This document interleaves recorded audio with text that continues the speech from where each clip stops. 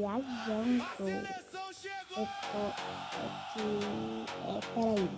Peraí. Eu disse, né, que ia ser rapidinho.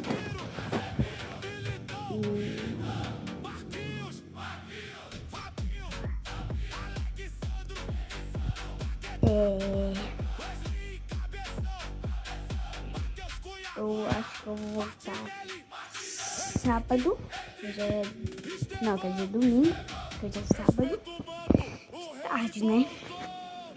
Tarde, umas 4 horas, só pra vir pra cá, umas 7 ou 8 horas, só pra vir pra cá. Só pra vir pra cá.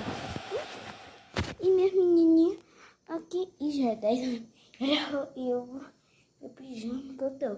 Que legal, cabelo, que legal. Tchau, gente.